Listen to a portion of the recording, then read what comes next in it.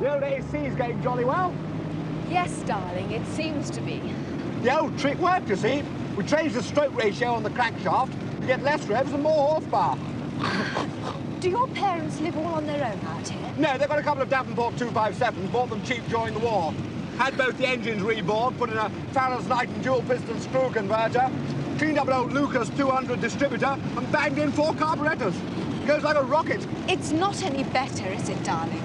No. I think you ought to give up driving. I can't give up driving, Dora. Who'd look after the Talbot? I mean, the adjustments on those pistons need oiling twice a week, and the tappet clearances... Oh, stop it, Hugo! Sorry. Hugo, you must decide between the car or me. All right, I'll take the car. I love her, Dora. I love the way I can get twice the speed at less revs by a simple adjustment to the timing ratio in a fan-scavenged engine, or by putting the 2 coils into the alternator lead in one of the... Stop here, Hugo! Emergency stop? Oh, jolly good. Look at that, eh? No locking. That's using the new friction liner pads that fit down the turns. Goodbye, Hugo. Goodbye, love. Hugo? Hugo! Oh, Hugo!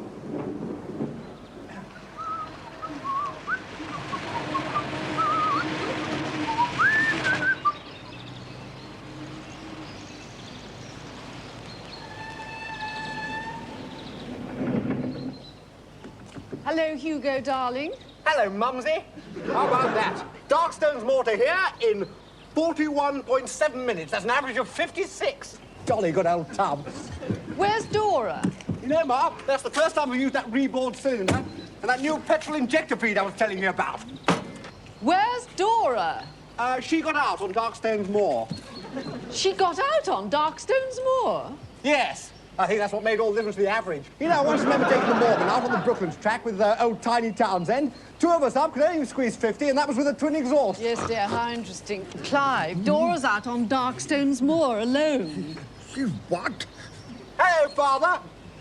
I'll kill him. Not now, Daddy. He's very bad today. We'd better call a doctor. Hey, come and see this new manifold now I've cleaned it all up. Call a doctor?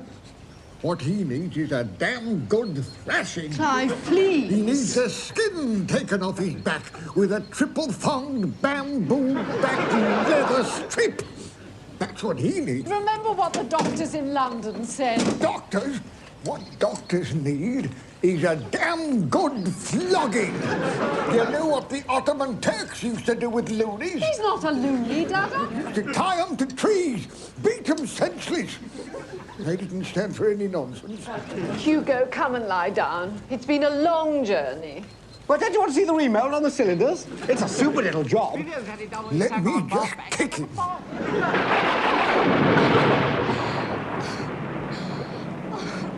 Dora was such a nice girl, dear. She can't have much upstairs if she spends her time with a loony like Hugo. I don't think we should just leave her there, Dada. Damn good for her, if you ask me.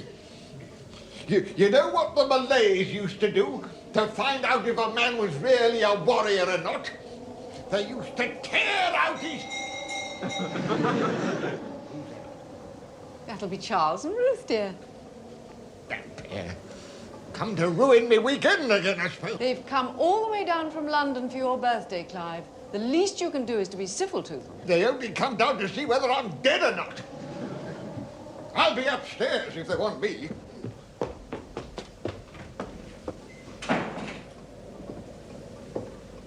Mr. Charles and Miss Ruth, my lady.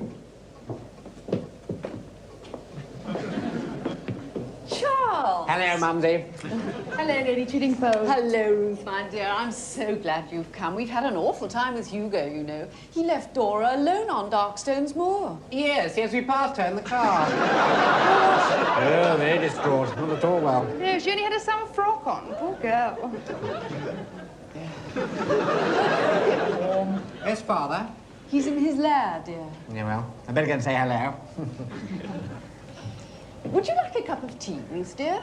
Well, perhaps something a little stronger, I feel, after that journey, Lady Chiddingfold. Coffee? No, I meant something a little stronger, in the sense of... Bovril with 2 spoonfuls. Or Marmite? No, I was thinking of something more in the line of a whiskey. Bovril and whiskey? No, just the whiskey. Of course, Ruth, my dear. I'm so sorry. I'm in such a damn muddle at the moment. Manners, a whiskey, please. With Bovril, milady. Just a whiskey, Manners.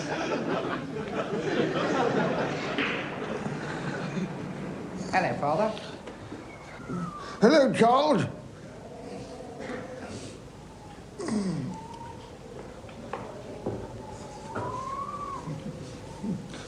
Bloody Oscar Wilde. What did you say, Father? Bloody Oscar Wilde. Oh, yes, yes, yes. And how's the Foreign Office?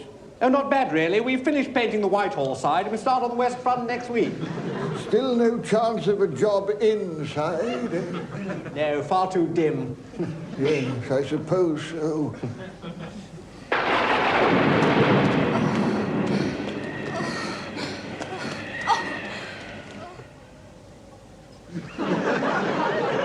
No, Manners. Whiskey in a whiskey glass. Yes, milady.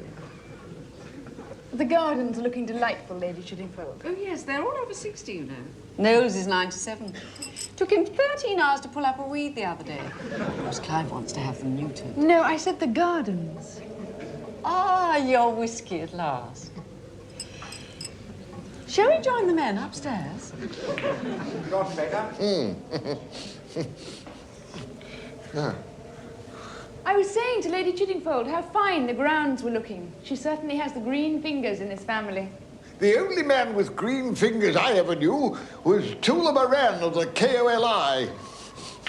He was beating some chappie in Burma for breathing too regularly. Not now, Clive. You know, he was one of the few men I know who was squeezed to death by an anaconda. All these innards. Dear, listen to that wind. Going to be a hell of a night if you ask me.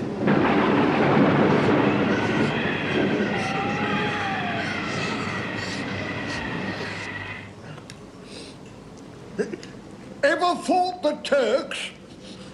Vicious Johnnies. There was this fella who was obviously some sort of commander waller. Big chap. Boils all over his forehead. He orders the whole platoon to get out their bayonets. Then he gets them to pull back their own fingernails, one by one, and put quicklime. What's the matter with her? No, it's nothing, Father. She's just a touch squeamish, that's all. Squeamish? It wouldn't have done me any good to be squeamish. We didn't have any time for that squeamish nonsense. When you're fighting next to a fellow with both his knees hanging off, you can't afford to start getting squeamish. Hello, all. You never told me I was missing supper. Hugo, darling. By God, here comes the family loony. Hello, Charles. Hello, Ruthie. Father, you know you used to have one of those Barracuda 8 cylinders with an overhead camshaft. Hugo, don't bother your father now. Go back to bed and have a nice rest. Well, the other day, I was trying to realign the cylinders on the old AC, you know, soup it up a bit.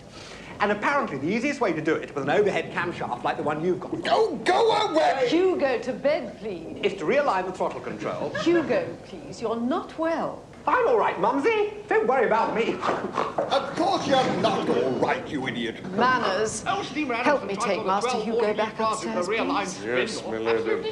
Give him a damn good throttling. Oh, that's what I mean. It's all in the throttle. An extra half-yard of cable attached direct to the carburetor feeds and aligned at an angle to the distributor head increases the compression ratio. And if you readjust the connecting rod... What a disaster. I'd rather have a box of fish than a son like that. Looking forward to your birthday tomorrow, Peter? No. The trouble is, Mumsy, that on the specification there's a black lead to the distributor and already... Yes, just rest, dear. Do you think I'll ever get over it, Mother? I hope so, dear. Just keep eating lots of fruit. Oh, no! That'll be your father being murdered. What's happened? Dada's been murdered. Oh, dear. But how? I don't know. I didn't see who did it. I was over at the wall in the end, seeing there was a secret door in it, and suddenly I heard a shot, and I came over here and turned around he was dead. Well, perhaps he shot himself. Yes, that's probably it. Well, I can't see a gun anywhere. Perhaps he shot himself and then threw the gun out of the window. There's a suspicion of gardeners or something. He's been shot in the back. Oh, Mumsy, who would have wanted to kill him? We all would, dear. You know that. Yes, I suppose so. Milady, Yes, Manners? it's Miss Ruth. She is dead as well, milady. Oh, not now, Manners, please. Yes, milady, I just thought you'd like to know. Yes, I do appreciate it, Manners, but with my husband just being murdered and having Hugo in bed and everything. Can we read the will now, Mumsy? No, dear. Look, darling, we must get it sorted out in here first. How many people are dead? Well, there's Daddy, Yes, that's one. and poor old Ruthie. Yes, that's right, two. And what about Hugo? Hugo's not dead. Well, he's not very well, is he, Mumsy, you know? Well, Yes, but I only want to know who's actually dead, dear. perhaps I'd better pop upstairs and check on Hugo. He's awfully quiet. All right. But don't give him a shock, dear. Don't tell him what's happened. Oh, no. I'll be ever so careful. Manners, Yes, milady? go and check the gun case immediately. Yes, milady. Oh, and Manners, Yes, milady? tell Edith we'll only be 3 for lunch tomorrow. The telephone, milady. Yes, thank you, Manners.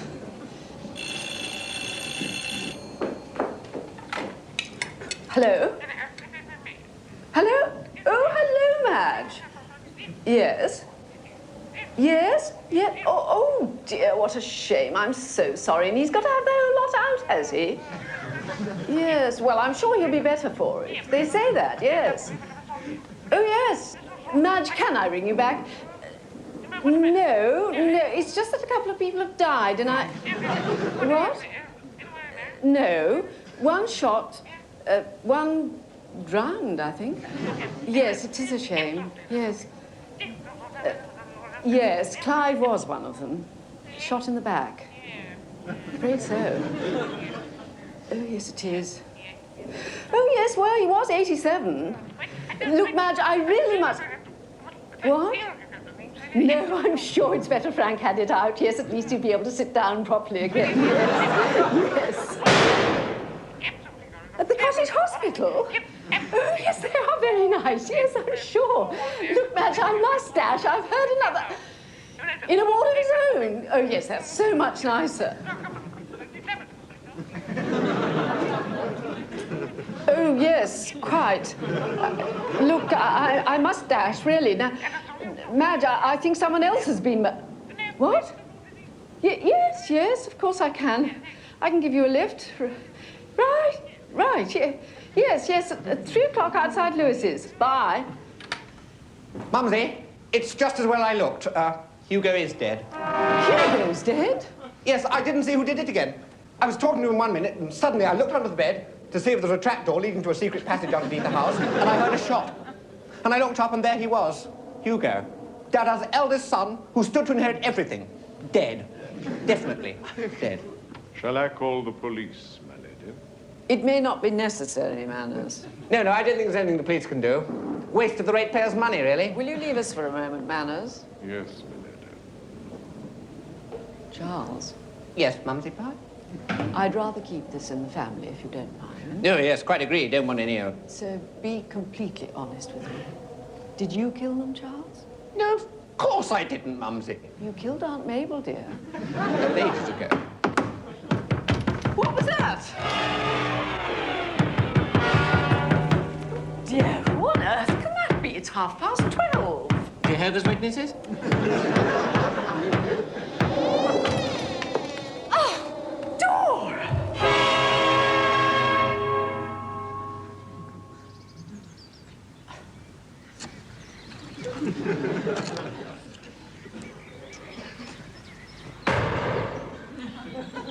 Charles? Charles, dear, have you been murdered? No, Mumsy. Just cleaning one of Peter's old 12 balls and it went off. Oh, dear, it gave me quite a shock. Thank God it didn't hit anyone. Well, it did hit someone, Mumsy. Who, dear? Hugo. But Hugo's dead already, dear. Yes, that was a lucky thing. Oh, well, do take care, dear. If I were you, I should put them away. Who? Manners and Dora? No, the guns, dear. Frightened of the police, eh, Mumsy? No, of course not, dear. I just don't want anyone else to be murdered, that's all. Who are you ringing up this morning, Mumsy? You must know, I was phoning up Dr. Farson. Who's Dr. Farson? Dr. Farson is a very clever doctor from Inverness, and he happens to be an old friend of your father. He's agreed to see Dora and perhaps help find out who killed your father and poor Hugo. Oh, Mumsy, it doesn't matter who did it. The fact is they're both dead. Hugo, definitely. I think we ought to open the will and see how much money and land we're all getting so I can go back to London on Monday. I know how busy you are, Charles, darling, but I can't actually let all these murders go by without doing something, and Dr. Farson is a very clever man, and what's more, he'll be discreet about it. Now, please go and put some things on, dear.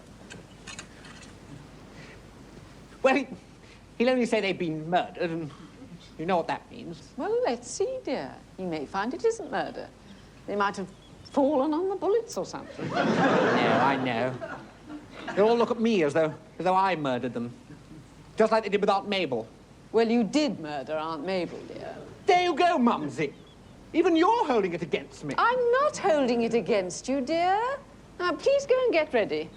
I'm coming in as soon as I finish this dreadful week. I think we ought to bury them in the garden and get on and read the will. You can't just do that sort of thing, dear. You need coroners and funerals and things. Why? Why do you need funerals? People like funerals, dear. We didn't have a funeral for Aunt Mabel. Well, you all know why that was, dear. Well, why? Why do we not have a funeral for Aunt Mabel? We couldn't find her, dear. We found most of them. Now, Charles, please, I'm not going to have to speak to you again, please, really. I'm going to open the will. You can't do that, Charles, dear. Why not? It's in London, at the solicitor's. All right.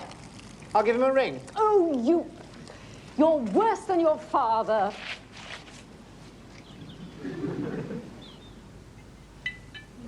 Charles, dear, when I write to the Telegraph, do you think I should say passed peacefully away or just passed away? Shot away?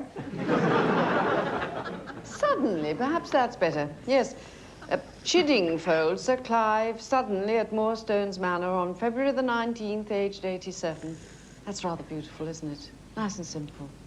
Suddenly shot clean through the head at Moorstone's Manor? Charles, dear, it's £4 a line now, you know. I rang the solicitors this morning, Mumsy. Do you know Hugo's left all his money to Dora? How about suddenly in the night? He's left her £14,000 and 17 cars, Mumsy. Poor Dora. Yes, perhaps I'd better pop up and see her. Charles, dear, you will be careful. She's in shock. Yes, I'm only just going to pop up and see if she's any worse, that's all. Charles? Yes, Mumsy? What's that? Oh, just cleaning it, Mumsy. I thought I'd finish cleaning it while I was chatting to Dora. Well, don't point it at her, darling. Oh, no, Mumsy. I know not to do that.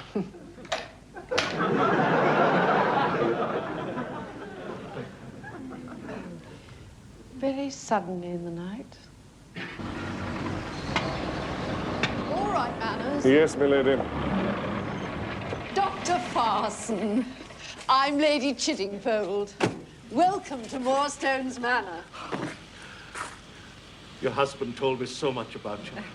It really is most kind of you, Dr. Farson, to come all this way from Inverness. Madam, had I realized how beautiful my hostess was to be, I'd have crossed the 7 seas themselves to get here. I'd have fought wild beasts and flown through time itself. Charles! Sorry! That's Charles, I'm afraid. He has a thing about doctors. Oh, yes. Hello, Charles. Your father and I were in the army together. Sorry, just cleaning it. Fragment of bullet got stuck in the end of the barrel. Dear, is your shoulder all right? Don't worry about me.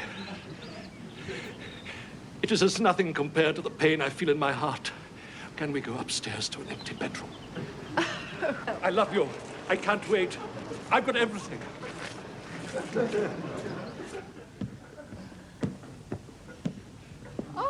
this is my son, Charles. He's the one who's not dead. I was saying what a very beautiful, beautiful woman your mother is. Charles, will you take Dr. Farson up to Dora's room, please? Dora? Yes, my son's fiancée. She was lost on the moor. She arrived in a hysterical state last night. I don't think there's much the doctor can do, Mumsy. She's slipping away fast. In fact, she's probably dead by now. I think she's got pneumonia or cholera. Off you go.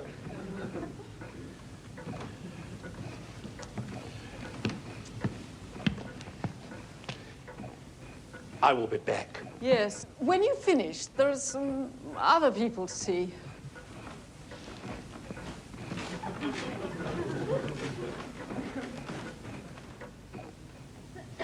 How was she? She is in a state of severe shock, Lady Chiddingfold, but I think she'll recover. She had some traumatic experience last night, which she still finds difficult to describe. Is there anything you can do? Well, I rubbed some Vic on her chest. Did that help? Yes. Yes, I did, thank you. Now, if we just go in here. This is my eldest son, Hugo. Oh. Oh, he's been shot quite recently. He was shot last night and then again this morning. Oh, I see. By mistake.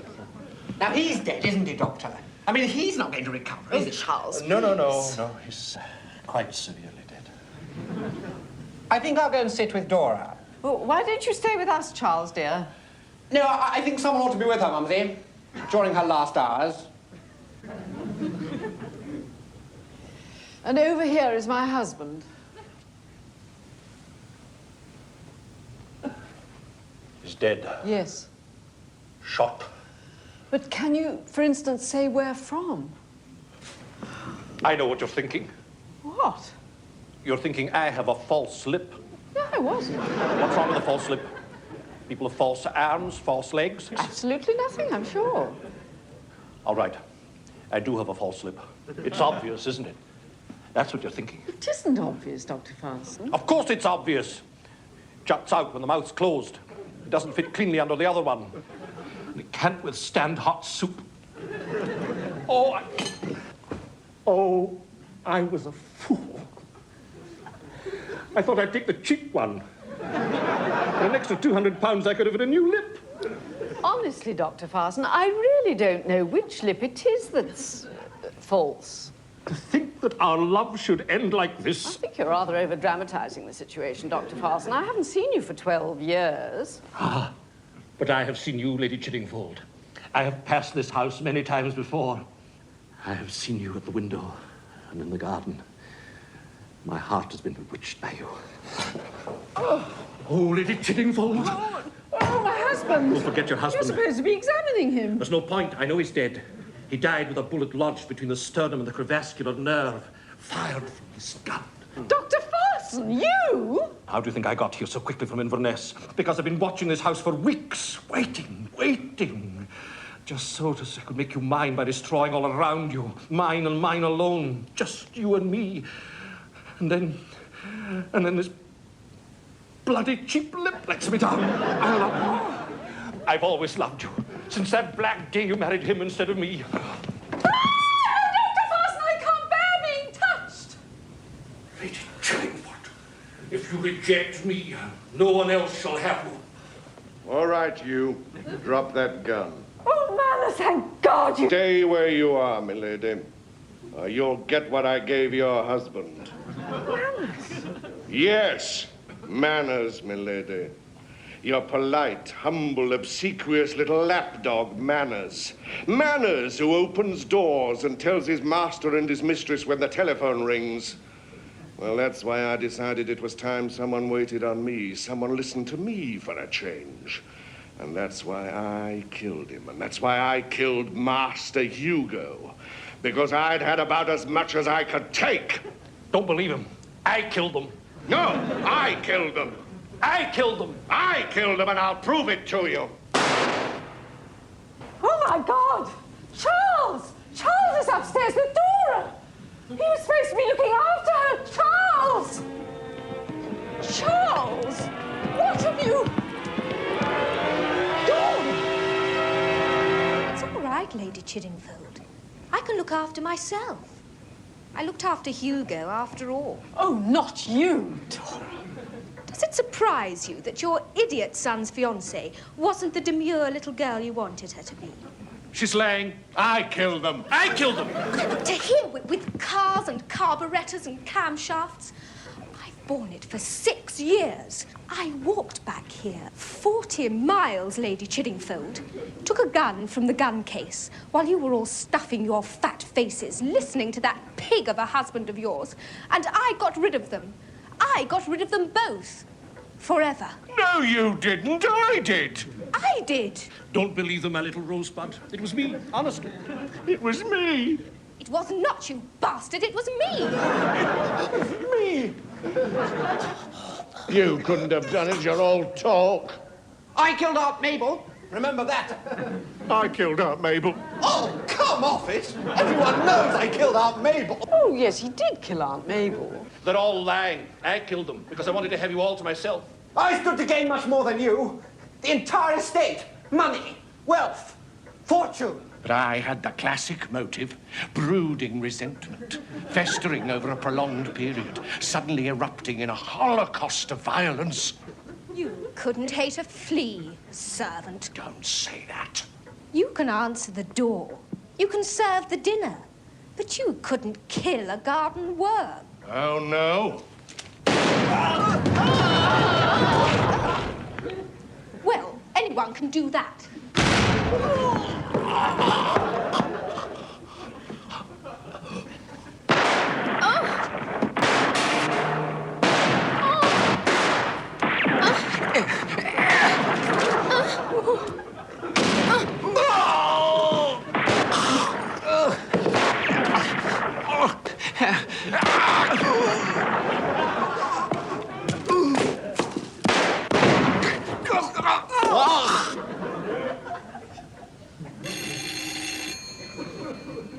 The telephone. Oh, yes, thank you, Manners. Oh, hello. Oh, hello, Madge. Oh, has he? Oh, good. Look, Madge, I really haven't got a moment. Can I ring you back? No. No, I didn't know you were in love with him. You what? Oh, no, Madge, you can't have done. No, Madge, really, 4 people have already confessed. There isn't a... Madge! Madge!